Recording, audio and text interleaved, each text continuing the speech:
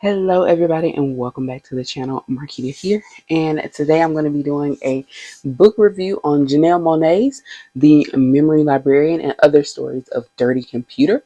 As you guys can see, this was a Target Book Club recommendation, and it was also a New York Times bestseller. For those who are wondering, yes, this is the Janelle Monae, the singer that we all know and love. She's an American singer, songwriter, actress, producer, fashion icon, and futurist, whose career spans over a decade, and this is her debut book. It is classified as science fiction, and I definitely agree it is science fiction, as well as a little dystopian tied into that. Some things that I really liked about the book is that number one, it's a Target Book Club book, so they are typically autographed by the author. So I have a Janelle Monae, okay? So I really like that. That's one thing I love about Target Book Club books. I'm a fan of Janelle Monae. Loved her music.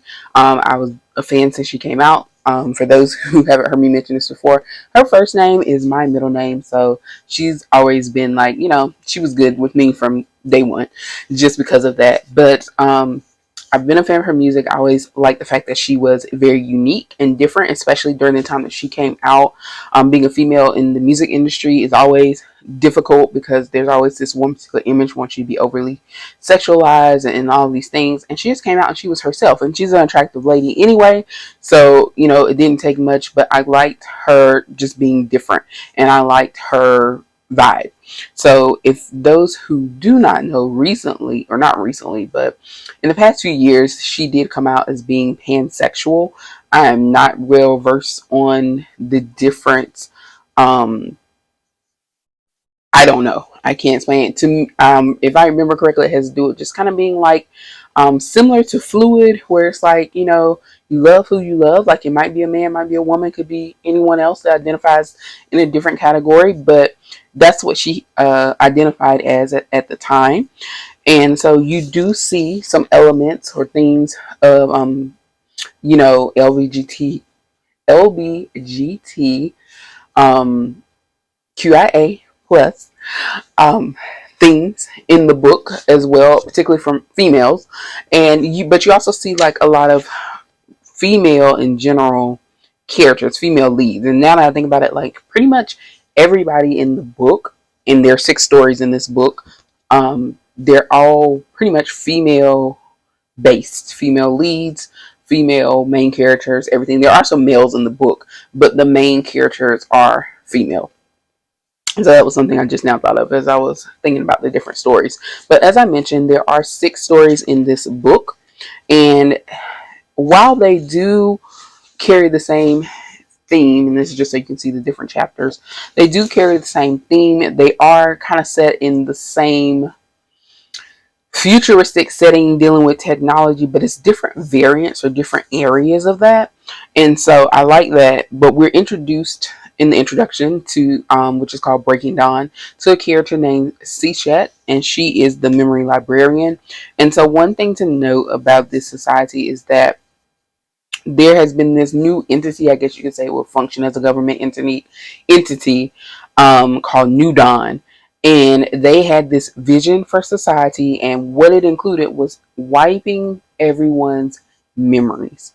Now, the memories are not necessarily lost, they are stored. A library hits the memory librarian, which is Sechet's role, where basically when they take you in, they cleanse your memory. So you start with a clean slate, and you are kind of reborn in a sense, renamed and everything, so you get like this new life essentially. And so it could be good if, let's say, you were deviant in a past life, or not past life, but in your past prior to being cleaned. Let's say that you were deviant, let's say that you had a traumatic childhood or experience or whatever. In a sense, that could be good because your memory is wiped clean. You don't remember that anymore. So that could be pain, or what's causing pain, depression, those types of things.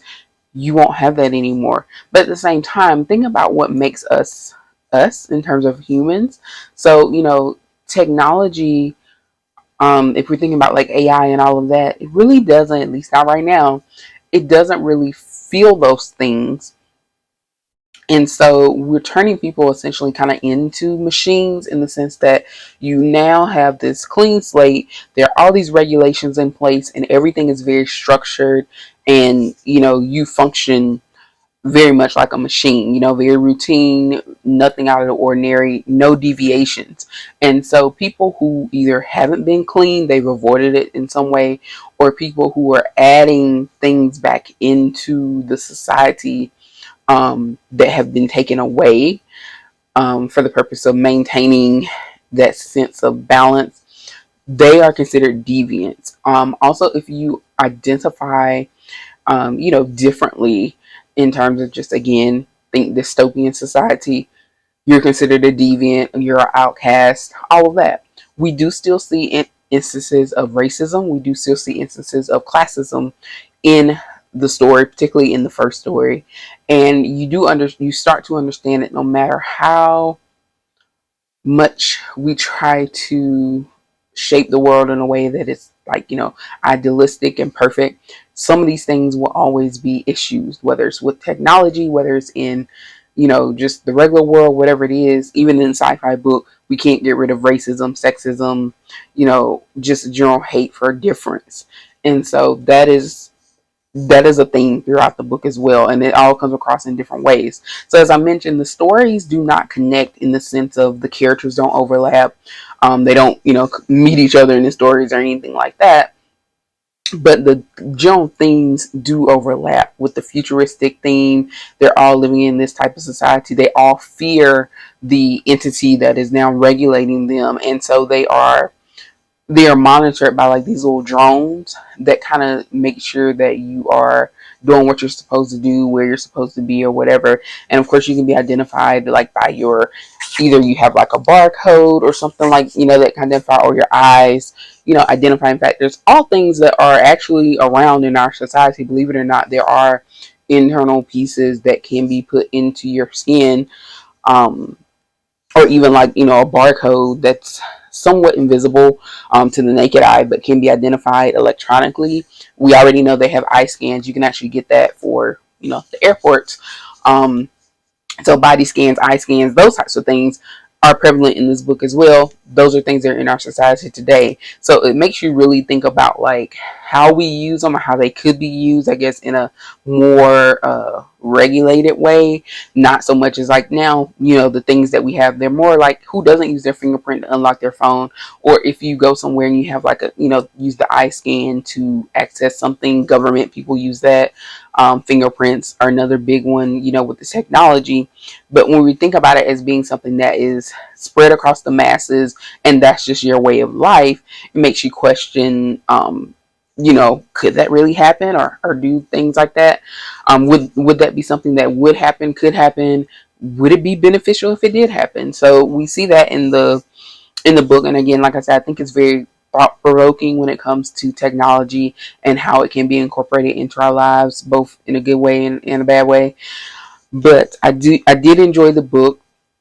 I think that I would give it a 4.5 out of 5 stars. And the only reason I take out that half a star is because, like I said before, I would have liked to see the stories overlap in some way. Like, other than they do carry general themes across the stories, but I would have liked to see kind of like it all come together, like how, different characters fit into the set. Like, how did these people who were the regular people in society, how do they connect to Sishet, who is like the authority figure in the power? Like, how does that play out? How would that play out when you have these people, if they came together?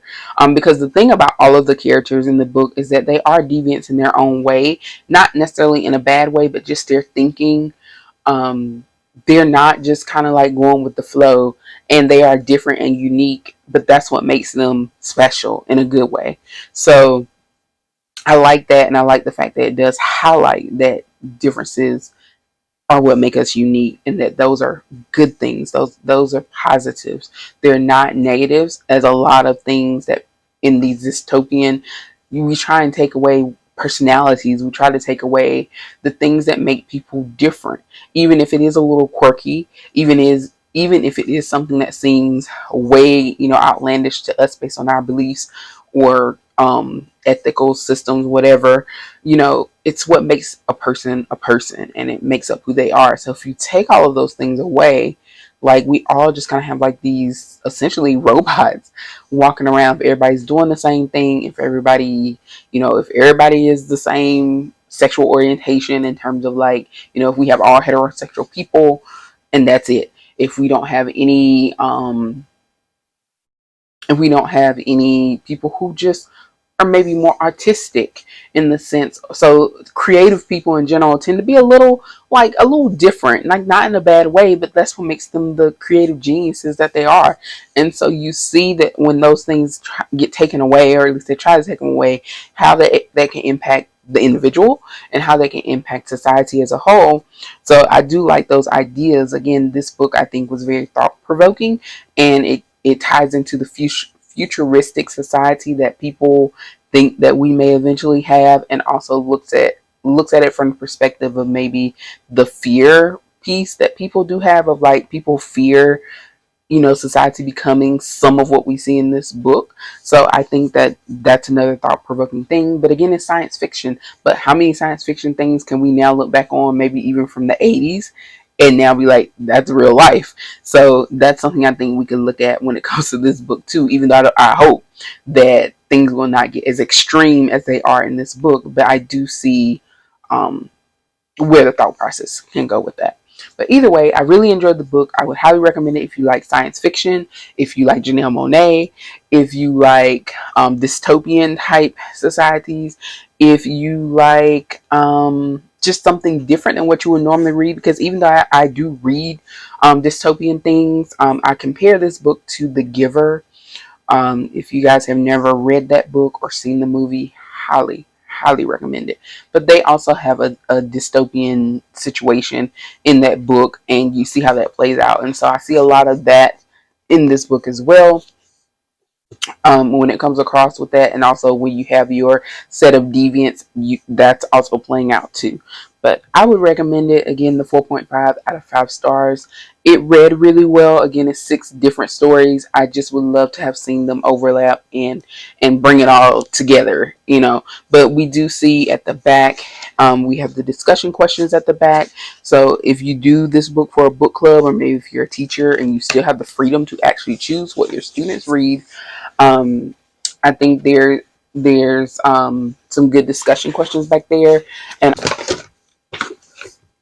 as I was saying before my camera so rudely decided to just tip over, there are some discussion questions in the back of the book, and I think it'd be good for a book club. And there's also some information, an interview with, like, Janelle Monae, so you can kind of see her thought process, where she was going when she was writing this book, and you also learn a little bit more about the other authors that collaborated with her on these stories. So again, recommend it. Let me know if you guys have read it. If you have, let me know your thoughts on it. How do you feel about some of the things that were brought up in the book? And if you haven't read it, plan to read it, let me know down in the comments. But for now, thank you so much for watching. Please be sure to like and subscribe. And just so you know, coming up, not super soon, but coming up next will be a review for Take My Hand by Dolan Perkins Valdez. This was another Target Book Club book, and I just started diving into it, and I love it so far. It's a really good book, so I'm looking forward to finishing that. So you'll see that eventually on the channel. Thank you so much for watching. Please be sure to like and subscribe, and I will see you next time.